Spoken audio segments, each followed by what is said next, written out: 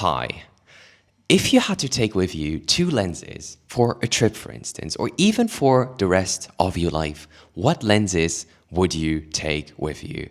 That's a question I have been asking myself over the past few months and arguably even years. And today I will provide my answers. And just a little bit of context about myself, I am a street and travel photographer, and that obviously also affects the lenses I choose. And if my two picks still haven't convinced you by the end of the video, I will actually throw in a third mysterious lens at the end of the video. So stay tuned for that. And with that being said, let's jump into it.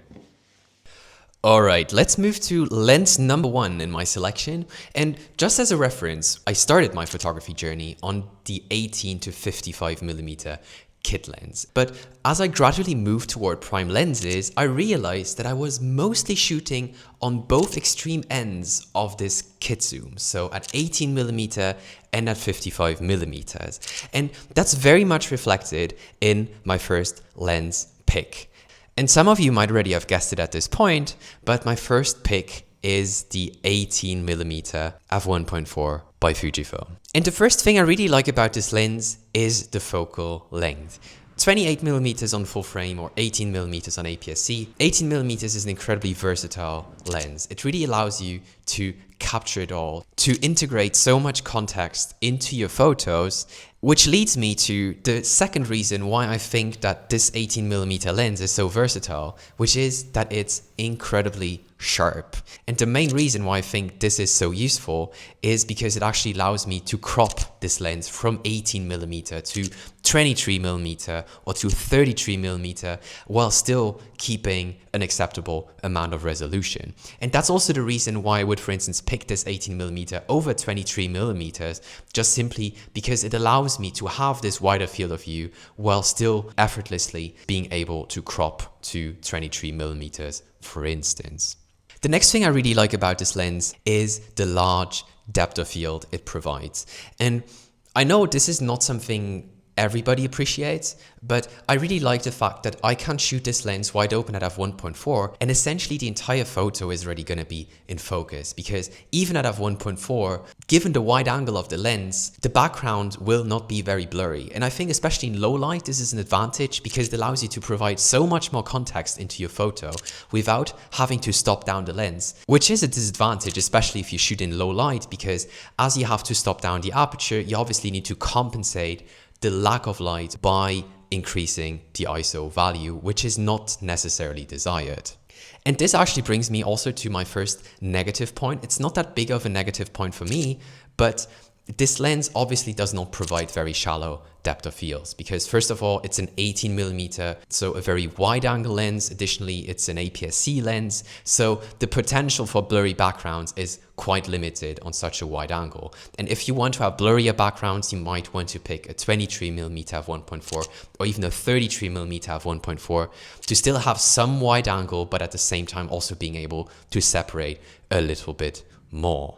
The second negative argument about this lens is the fact that Fujifilm has been quite inconsistent when it comes to aperture rings. And while they provide very nice and very clicky and very resistant aperture rings on some of their lenses, others are really sloppy. And this one is really a bit on the looser side. Like if you turn this aperture ring, it's quite loose. It's very clicky, but it's also quite loose, meaning that it's very easy to accidentally bump it into an aperture you did not actually intend to shoot it in. But arguably the biggest disadvantage of this lens is the price. Like it's optically and like just overly as a package, arguably one of the best lenses that Fujifilm offers, but the price is tough. Like it's coming in at like $1,000, which is significantly more expensive than the 23mm and the 33mm f1.4 lenses that are arguably in the same generation and family of lenses. And if you want to have the best 18mm f1.4, there is no way around this. There is cheaper options like the 18mm f2, for instance, which is at this point really quite old and also f2, so it's not quite as bright. The autofocus is also not that great.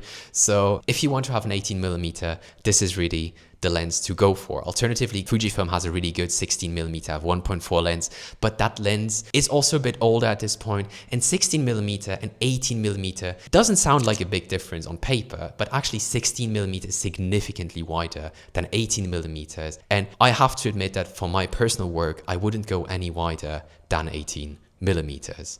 All right, let's move over to the second lens in my two lens setup. And as mentioned before, when I was shooting on my 18 to 55mm kit lens, I relied on both extremes of that focal range. So on the one hand, 18mm, and on the other hand, 56mm. And you might have guessed it, my second pick is the 56mm f1.2. Here it is.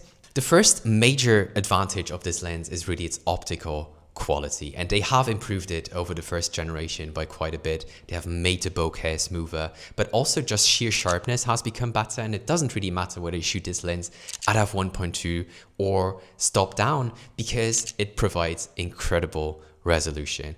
And recently I've actually shown a photo taken with this lens to my girlfriend, and she was like, "Did you AI generate this photo? It looks way too sharp." And well, that's the merit of this lens, because it is very, very sharp, wide open. And that's really where you get most out of this lens, I would argue. And additionally, since I really like to crop my photos, effectively extending my focal length, it actually is a big benefit in my own photography. The second thing I really like about it is the form factor. And don't get me wrong, this is not a tiny lens. Like, just having them side by side, like this is 18, this is 56mm, you see, it's a chunkier lens. But at the same time, it is actually not very front heavy. Well, I think it weighs around 450 grams. And this lens is f1.2, so it lets in more light than an f1.4, and therefore it's also justified for it to be a bit bigger. And I actually own the Viltrox f1.2s, 27mm and 75mm, and those lenses are fantastic, but they are massive. And this lens is f1.2 and still relatively manageable when it comes to size and weight. And I don't even mind putting it on my Fujifilm X-T30, and while it's a bit heavy, it's still very manageable, especially if you combine it with a bigger camera like an X-T5, for instance. All right, let's come to a point of the 56mm f1.2 that I think is neither a pro nor a real con. And it might surprise you to not find it here as a con, but it is autofocus. When I was initially researching for this lens, I was very disappointed by the fact that they used the same old autofocusing motors of the old 56mm f1.2. And don't get me wrong, if you focus from minimum focus distance to infinity and you expect it to be fast and instantaneous, it won't be.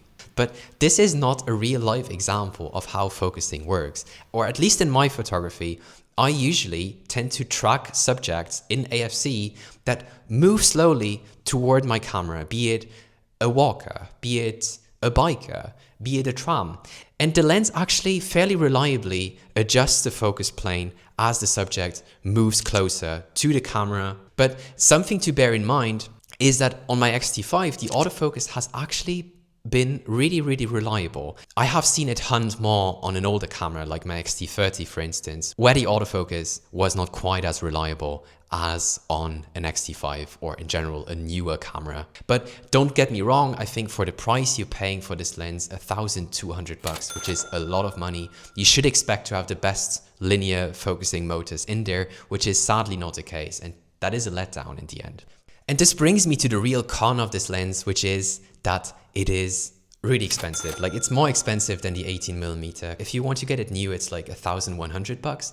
I got it quite cheap for like $600 in a very, very good secondhand deal. And for this price, I was like, okay, let's go for it. But yeah, it's still a very expensive lens. And while I said for the 18mm that there is actually not that many good alternatives out there if you want to get this specific 18mm focal length, this cannot be said about the 56mm lens, just simply because there is so many good, competitive, cheaper alternatives out there. Before I was talking about the Sigma lens, and the Sigma 56mm f1.4 is really a reference, and it comes at a fraction of the price, and it performs almost as well. And if you do not mind having weather sealing, if you do not mind sacrificing a little bit of aperture, this might be the more rational choice.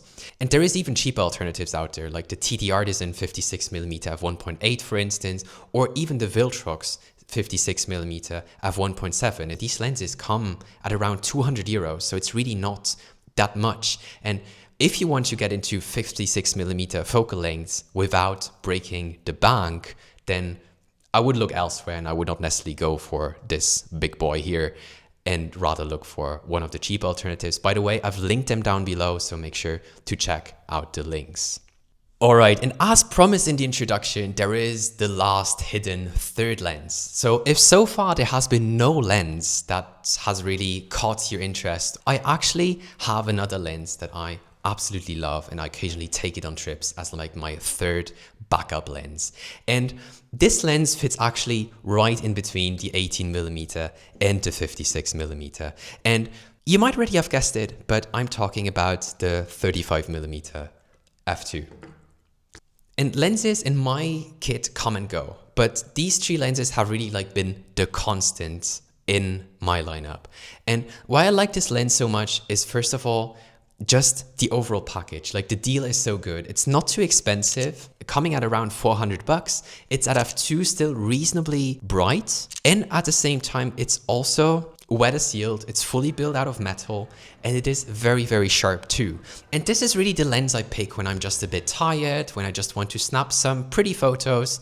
And this is exactly where this lens performs, because first of all, it doesn't take up that much space in my bag. It is hardly noticeable in your camera just simply because it's so small. And that's the reason why the 35mm f2 is really an essential lens in my personal kit. Alright, at this point I've really been yapping a lot, and now it's your turn. I want you to tell me in the comments what are your favorite Fujifilm lenses, or if you shoot on another system, let me know what you like to shoot on and why. And with that being said, thank you so much for tuning in today, and I hopefully see you next week for the next video. Bye.